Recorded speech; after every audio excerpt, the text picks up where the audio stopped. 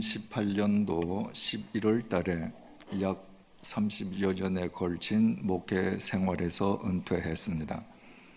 그리고 1년여 동안 국내외 여러 교회에서 예배 드리는 기회를 가졌습니다. 어느 나라, 어느 지방 한인교회를 가든지 만나는 교우님들을 뵈면서 저는 큰 감동을 받습니다. 전 세계에서 한인 그리스도인들만큼 열심을 가진 그리스도인들은 어디에도 없습니다.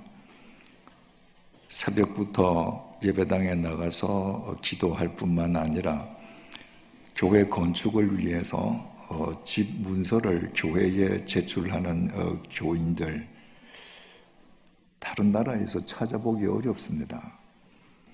오늘 이 밤에도 금요일 밤인데 여러분 일주일 동안 삶의 터전에서 얼마나 수고 많이 하셨습니까? 그런데 이 금요일 밤에 또 예배당에 나오시지 않았습니까?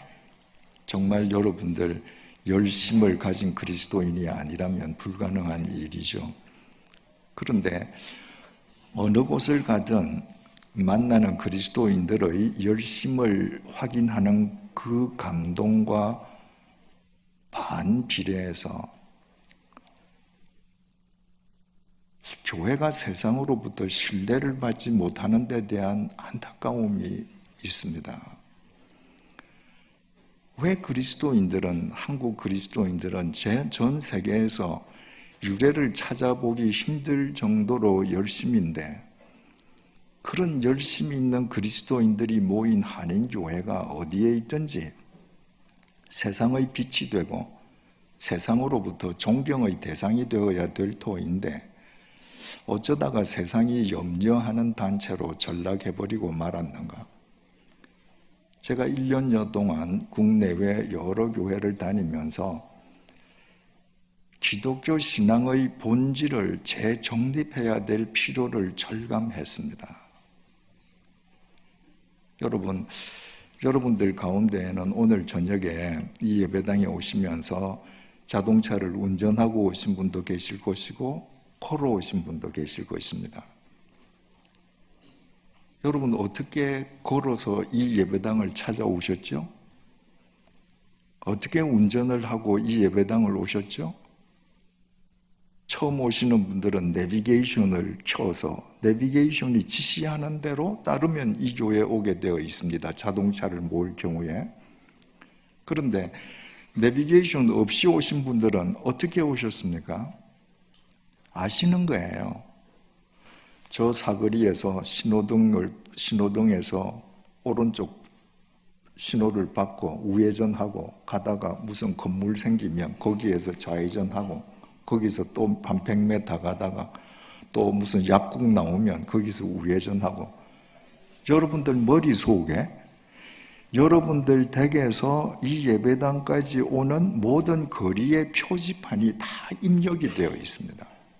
걸어오는 분들도 마찬가지예요. 내가 걸어가다가 저기 전신주 나오면 좌회전하고 좌회전해서 쭉 가다가 아파트 나오면 우회전하고, 여러분은 의식하지 않았지만 그러나 그 표지판이 여러분들 뇌리 속에 입력이 되어 있기 때문에 그 표지를 따라서 오신 것입니다. 자, 이제 이렇게 한번 생각해 보십시다. 우리가 지금 예배드리고 있는 이 순간에 천지가 개벽이 일어났습니다. 이 주위에 있던 건물들, 집들 지금 싹 다 없어졌습니다. 허허 벌판이 됐습니다. 그럴 때 여러분들이 집을 찾아갈 수 있을까요? 못 찾아갑니다. 왜? 여러분들에게 입력되어 있는 표지판이 없어져 버렸기 때문에. 그리스도인에게 그리스도인으로서 이 세상을 바르게 살아가게 할 표지판, 이정표가 바로 예배, 기도, 성경입니다. 그런데 그리스도인들의, 한인 그리스도인들의 열심은 세계에서 유래를 찾아보기 힘들 정도로 깊은데 그분들이 모여서 이룬 교회가 세상의 신뢰를 받고 있지 못하다면 이 표지판이 잘못된 것 아닌가? 여러분은 지금 예배라는 표지판을 따라왔는데, 기도라는 표지판을 통해서 길을 걸어왔는데, 말씀이라는 표지판을 보고 지금 따라왔는데, 그 표지판이 잘못 설정되어 있는 것 아닌가? 그러면 여러분의 열심과는 상관없이 결과적으로 가보니까 그리스도인이 있어야 될 곳이 아닌 것이죠. 세상으로부터 신뢰받는 곳이 아닌 것입니다. 그래서 예배가 뭔가, 기도가 뭔가, 우리가 말씀을 쫓는다고 할 때 어떻게 쫓아야 하는가? 기독교 신앙의 가장 기본적이고 본질적인 것에 대한 재정립을 사흘 동안 함께 해보고자 합니다. 오늘은 예배에 대해서 생각을 해보겠습니다. 여러분들께 먼저 세 가지 질문을 드려보겠습니다. 여러분들은 주일마다 왜 예배당에 나와서 예배를 드립니까? 목사님에게 눈도장 찍기 위함입니까? 아니면 예배 안 드리면 뭔가 찝찝해서 일종의 면죄부를 받기 위함입니까? 그것도 아니라면 예배당에 가서 앉아서 1시간 내내 졸더라도 주일날 1시간은 예배당에 갔다 와야 복을 받는다는 생각 때문입니까? 두 번째 질문입니다. 여러분들에게 예배라는 것은 구체적으로 뭡니까? 함께 찬양 부르고 목사님 설교 듣고 헌금하는 것, 그 종교 행위 그것 자체가 예배입니까? 만약에 그 행위 그 자체가 예배라면 여러분들 주일날 예배당에 나올 필요 뭐 있습니까? 집에 편안하게 앉아서 유튜브로 예배드리면 되죠. 미국에 그런 TV 교회 얼마나 많습니까? 집에 앉아서 예배드리는 교인들이에요. 그리고 온라인으로 헌금 보내요. 이제 머지않아서 한국에서도 분명히 그런 교회가 우후죽순처럼 생겨날 겁니다. 세 번째 질문입니다. 여러분들이 매주일 드리는 예배, 주일 예배만 드린다고 해도 1년에 51번 드리지 않습니까? 그러면 여러분 평생도록 드린 예배 수를 내가 40년 믿었다 하면 40년 곱하기 50일 한번 해보세요. 얼마나 예배를 많이 드렸는지. 그 예배가 여러분들의 삶에 구체적으로 어떤 영향을 미쳤습니까? 여러분들이 정말 살아계신 하나님께 예배를 드린다면 예배를 통해서 그 살아계신 하나님의 응답이 여러분들의 삶 속에 임한다면 주일 예배를 드릴 때에 그 살아계신 하나님에 대한 예배로 인해서 내 삶 가운데에 잘못된 부분이 하나만 교정된다고 해도 1년이면 여러분의 삶에서 51가 교정됩니다. 여러분, 1년만 내가 예배를 드려서 살아계신 하나님과 예배를 통해서 교통하는 가운데에 그분이 내 삶을 타치하셔서 1년에 내 삶 가운데에 51개의 잘못된 부분이 바르게 교정된다면 1년만 예배 드려도 우리 성자 되지 않겠습니까? 여러분들 그렇게 살고 있습니까? 여러분들 예배가 그렇습니까? 여러분들 평생 드린 예배가 여러분들에게 무슨 영향을 그동안 주어왔습니까? 사마리아 땅 수가 성에 한 여인이 살고 있었습니다. 그 여인은 결혼을 5번 했는데 5번 다 실패했습니다.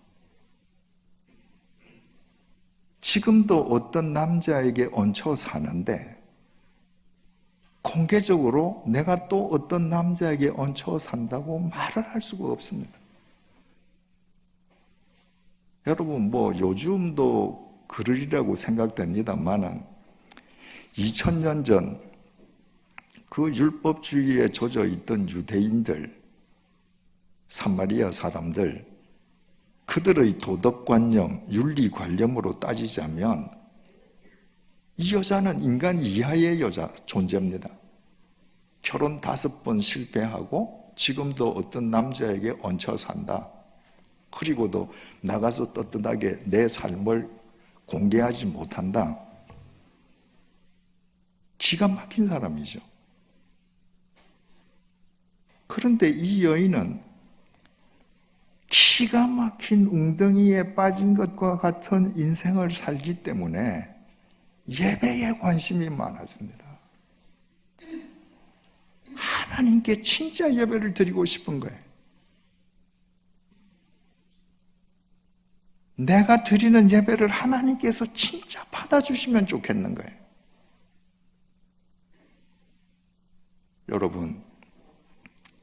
여러분 가운데에 혹 지금 기막힌 웅덩이에 빠져 계신 분이 있습니까? 지금이야말로 하나님 앞에서 예배를 회복할 때입니다. 하나님 앞에서 그 예배를 소생되게끔 해주시기 위해서 하나님께서 지금 은혜 베푸시는 거예요. 그래서 그리스도인에게 있어서는 모든 것이 합력해서 선으로 귀결되는 겁니다. 이 기막힌 인생 웅덩이에 빠진 여인이 어느 날 우물가에서 예수님을 만났습니다. 메시아를 만난 거죠. 그 여인은 예수님을 만나고 나서 이야기를 하다가 나중에 메시아인 줄 알았습니다. 지금 본문 속에서는 메시아인 줄 모르고 지금 대화를 나누는 거예요. 단지 보는 순간에 유대인이라는 건 알았습니다. 그래서 그 마음속에 품고 있던 질문을 던졌습니다. 20절입니다. 우리 조상들은 이 산에서 예배하였는데 당신들의 말은 예배할 곳이 예루살렘에 있다 하도이다. 솔로몬이 죽고 난 다음에 그 아들 르호보암이 왕이 되지 않습니까? 그런데 지혜롭지 못한 왕이었습니다. 그래서 르호보암 시대에 하나의 왕국이었던 이스라엘이 분열이 되지 않습니까? 여로보암이라는 사람이 이 왕국을 찢어서 북왕국을 만듭니다. 예루살렘 성전은 예루살렘, 그러니까 남왕국에 소속되어 있습니다. 여로보암이 힘으로 10지파를 찢어서 북쪽에다가 북왕국을 만들고 자기가 통치는 하는데 안식일만 되면 자기 왕국에 있는 사람들이 성전을 찾아서 남왕국 예루살렘으로 갔다 온단 말이에요. 불안하거든요. 저 사람들 자꾸 예루살렘으로 왔다 갔다 하다 보면 남왕국에 주저앉을 것 같단 말이죠. 그래서 여로보암이 남왕국과 북왕국의 남쪽 경계 지방인 베델, 그리고 북왕국의 제일 북쪽 경계 단, 이 두 곳에다가 금송아지를 만들었습니다. 그리고 그 금송아지가 하나님이라는 거예요. 우리 많이 보던 장면이죠.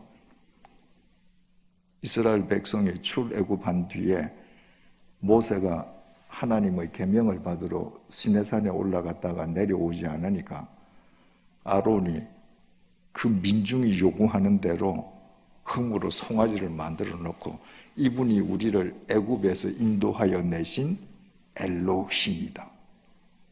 내일 이분을 위해서 우리 여호와의 절기를 공포하자. 여로보암이 그 흉내 내는 거예요. 항상 인간들은 하나님을 믿는다고 하면서도 네 하나님 믿고 황금 얻는다. 그러면 옳고 그르고를 떠나서 좋아하거든요. 그러니까 황금 송아지를 만들어 놓고 이 황금 송아지가 하나님이다라고 하는 건 뭐예요? 네 여호와 하나님 믿으면 너희 집이 다 이렇게 황금으로 도배될 거다. 북왕국 사람들은 그 황금을 하나님이라고 섬겼습니다. 세월이 흐르고 난 뒤에는 북왕국 사람들은 북왕국 수도 사마리아에 있는 그림신산, 그 그림신산에서만 예배를 드려야 이거 진짜다. 예루살렘에서 예배 드리는 거 저건 짝퉁이야. 그리고 백성들을 이제 묶어두는 겁니다. 그러니까 세월이 흘러가면서 북왕국 사람들은 그림신산에서 예배를 드리면서 저 남왕국 저 사람들 예루살렘에서 드리는 예배 저거 가짜야. 남왕국 사람들은 예루살렘 성전에서 예배 드리면서 이 예루살렘 성전은 이거 하나님 명령으로 이거 다 솔로몬이 지었는데 여기서 예배 드려야 진짜지. 저 그림신산에서 예배 드리는 거 저 다 가짜야. 서로 자기네들 예배가 진짜라고 서로들 우긴 거예요. 그래서 지금 이 여자가 늘 예배를 드리면서 그게 궁금했던 거예요. 내가 그림신산에서 예배를 드리는데 이게 진짠가? 가짠가? 예루살렘에 가야 되는가? 그래서 예수님을 만나서 물은 거예요. 그랬더니 예수님께서 21절에서 이렇게 대답하십니다. 여러분들 잘 들어보십시오. 예수께서 이르시되 여자여 내 말을 믿으라. 이 산에서도 말고 예루살렘에서도 말고 너희가 아버지께 예배할 때가 이르리라. 여러분 이게 무슨 말입니까? 너희들 지금 그림신산에서 예배를 드려야 진짜 예배야. 아니야. 예루살렘에서 예배를 드려야 진짜 예배야. 너희들이 예배 장소를 우상시하는 바람에 정작 하나님 아버지를 잊어버렸지. 아버지 이외에 예배에 절대시하는 것, 그게 무엇이든 그건 아버지한테 예배하는 거 아니야. 그림신산이 진짜라고 주장하는 사람이든 예루살렘이 진짜라고 주장하는 사람이든 아무리 경건하게 예배를 드려서도 그건 아버지한테 드린 게 아니야.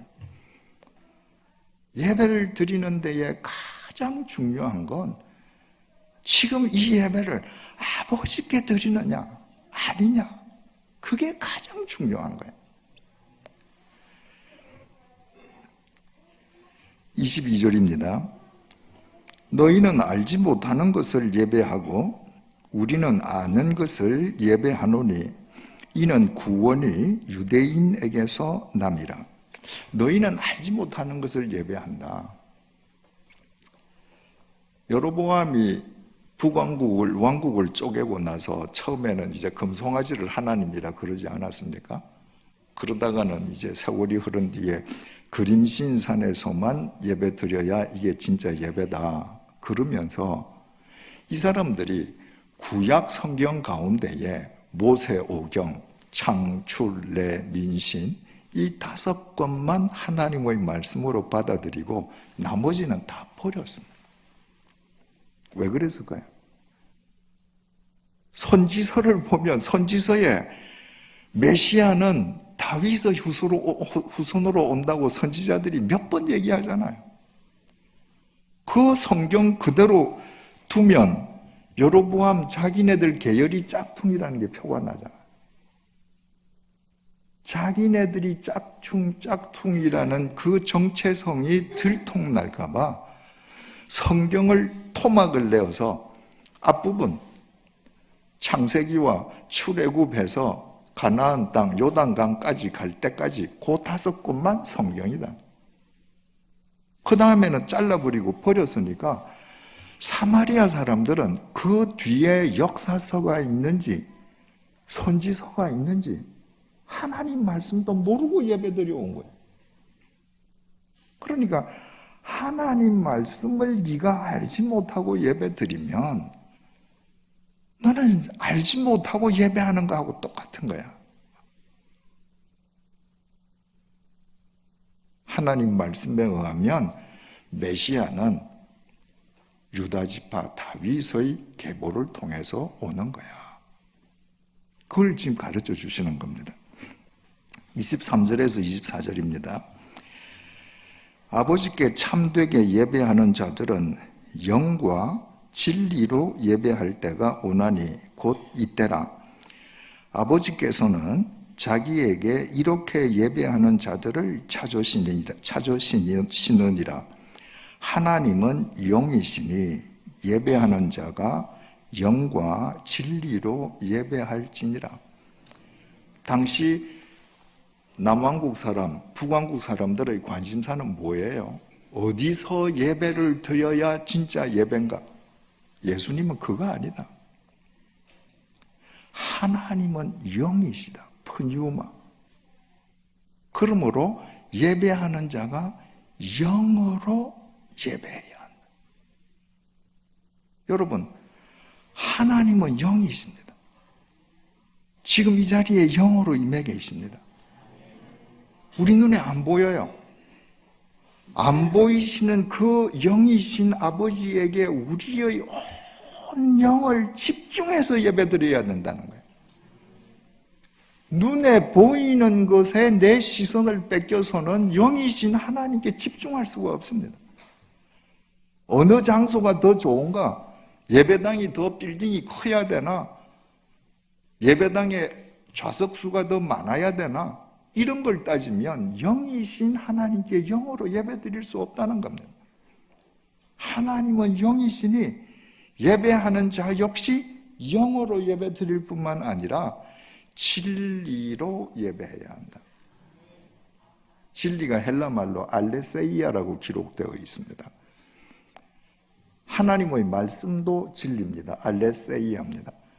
그러니까 진리로 예배드려야 된다고 하는 것은 말씀에 의한 예배, 말씀에 따른 예배, 말씀 안에서 드려지는 예배, 이런 말이죠. 그런데 알레세이아라고 하는 이 단어는 말씀이라는 뜻도 진리라는 뜻도 되지만은 참됨, 진정성이라는 의미도 지니고 있습니다.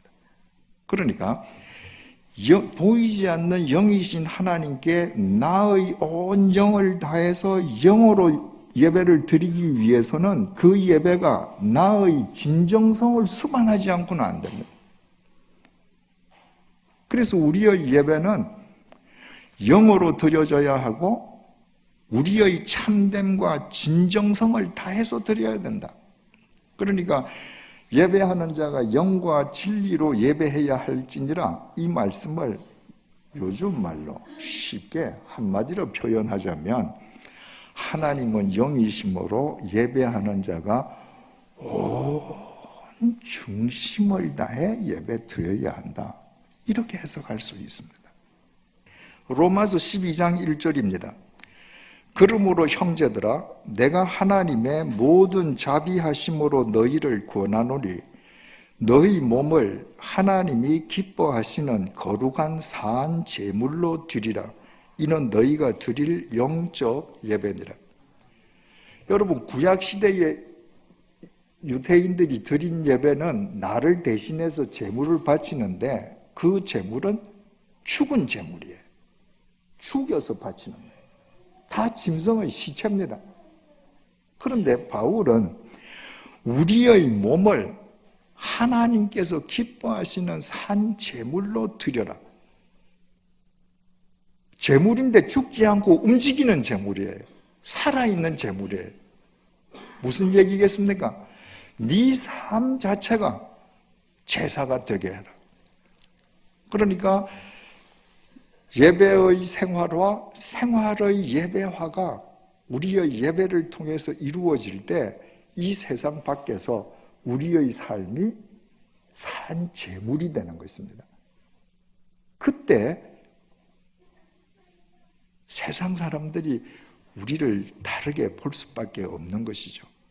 그런 예배를 통해서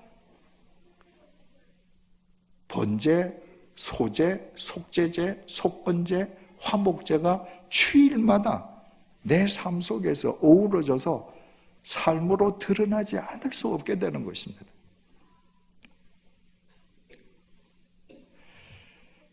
제사장 관점에서 생각을 해보십시다.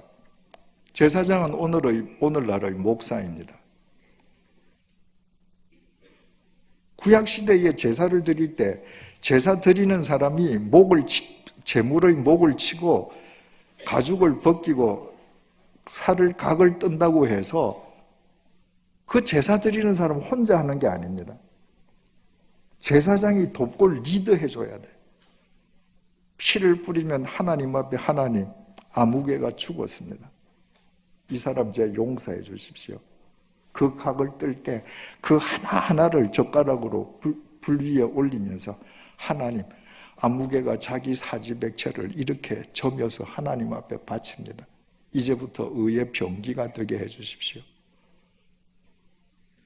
오늘날의 목사의 역할은 교인들이 그렇게 살 수 있게끔 하기 위해서 주일날 설교를 통해서 교인들의 영혼의 각을 떠줘야 합니다.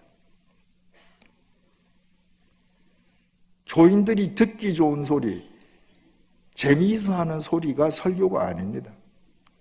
영혼의 각을 떠줘야 합니다. 히브리서 4장 12절에서 13절입니다. 하나님의 말씀은 살아있고 활력이 있어 좌우에 날선 어떤 검보다도 예리하여 혼과 영과 및 관절과 골수를 찔러 쪼개기까지 하며 또 마음의 생각과 뜻을 판단하나니 지으신 것이 하나도 그 앞에 나타나지 않음이 없고 우리의 결산을 받으실 이의 눈앞에 만물이 벌거벗은 것 같이 드러나느니라. 하나님의 말씀은 우리의 혼, 영, 관절, 골수를 찌르고 마음의 생각과 뜻을 드러나게 하는데 여러분 이 6가지는 전부 눈에 안 보이는 겁니다. 우리가 교회 올 때 다 옷 제대로 입고 경건한 척하고 올 수 있습니다. 근데 눈에 보이지 않는 우리의 혼, 영, 골수, 관절, 우리의 생각, 우리의 뜻을 하나님의 말씀으로 각을 뜨게 해야 합니다. 그 말씀 앞에서 내가 얼마나 추한 죄인인지 죽어야 합니다. 그래서 옛날 제사장이 그랬듯이 하나님, 아무개가 오늘 하나님 앞에서 이렇게 죽었습니다. 각을 뜹니다. 주님께서 새로운 힘을 주시고 의의 병기로 살게 해주십시오. 그것이 오늘날 목사의 역할입니다. 그것이 가능하게끔 하기 위해서는 여러분은 여러분의 목사님에게 토요일을 전적으로 시간을 보장해 줘야 합니다. 한국 교회 모든 교인들은 자기 교회 목사님이 자기들의 영혼을 찔러 쪼개어 주기를 원합니다. 그러면서 토요일 날 온갖 것을 요구 다 합니다. 결혼 주례해야죠. 장례식 치러야죠. 애기 돌 되면 가서 돌잔치 해야죠. 그렇게 해서 설교 준비가 됩니까? 저는 1988년도에 주님의 교회를 시작해서 10년 하고 제네바 한인교회를 3년 목회하고 100주년 기념교회를 13년 4개월 해서 제 목회 생활이 횟수로는 30여 년이 되었는데 저는 30여 년 동안에 단 한 번도 토요일 날 제 집 밖을 나간 적이 없었습니다. 저는 금요일 날 퇴근해서 집으로 들어가면 주일 일부 예배 시간에 예배 드리러 현관문을 나갈 때까지 안 나갔습니다. 제가 목회한 교회 교인들은 토요일 날 자기 집 무슨 환갑이라고 담임 목사가 주례도 안 해주나 그런 사람은 없었습니다. 저는 처음부터 선포를 했습니다. 주일날은 전 교인이 영혼의 각을 들어오는 시간인데 내가 한 가정의 경조를 위해서 내가 시간을 할애하지 않는 것 양해해 주십시오. 주일날은 모든 교인들을 위해서 내가 단에 서야 하므로 토요일날 내 시간을 확보해 주십시오. 그래서 30년 동안 제가 목회하던 교회 교인들은 토요일날 저한테 전화도 안 했습니다. 문자도 안 보냈습니다. 여러분, 정말 우리 예배가 살아있어야 되지 않겠습니까? 그러기 위해서는 여러분의 목사님이 여러분의 영혼의 각을 뜨게 해줘야 되고, 그렇게 하기 위해서는 여러분들이 절대적인 시간을 확보해드려야 합니다. 그때 그 목사님과 교인들이 한데 어우러지는 그 예배가 우리 각자의 삶을 바른 길로 인도하는 바른 영적 내비게이션이 될 수 있는 것입니다. 한 가지만 이야기하고 끝내십시다. 바울이 3차 전도 여행을 끝내고 예루살렘을 방문했습니다. 예루살렘 유대인들의 모함으로 로마 진영 내에 있는 감옥에 갇힙니다. 천부장 루시아가 보니까 바울에게 죄가 없거든요. 그런데 바울을 죽이기 전에는 먹지도 마시지도 않겠다고 결심한 사람들이 40명이나 된다는 사실을 알고 한밤중에 루시아가 가이사라에 있는 벨릭스 총독에게 바울을 보냅니다. 그때 그 대제사장들 무리가 말이죠, 바울을 죽이겠다고 모함하고 총독을 찾아와서 재판해달라고 하고 막 그러거든요. 근데 벨릭스 총독도 바울의 무죄를 알지만 2년 동안 그냥 감옥에 그냥 내버려 둬요. 총독이 베스도로 바뀌었습니다. 그 2년의 세월이 흐른 거예요. 사도행전 25장 1절에서 3절입니다. 베스도가 부임한 지 3일 후에 가이사랴에서 예루살렘으로 올라가니 대제사장들과 유대인 중 높은 사람들이 바울을 고소할세 베스도의 호의로 바울을 예루살렘으로 옮기기를 청하니 이는 길에 매복하였다가 그를 죽이고자 함이더라. 여러분, 2년이 지났습니다. 그런데 대제사장 무리가 신임 총독 베스도를 찾아와 가지고 또 바울을 모함합니다. 그리고 예루살렘으로 좀 바울을 올려보내다오. 목적은 길에 매복해 있다가 바울을 암살하기 위함입니다. 2년 전에 바울을 죽이려고 모함했던 그 대제사장 무리가 2년이 지났는데도 하나도 안 바뀌었습니다.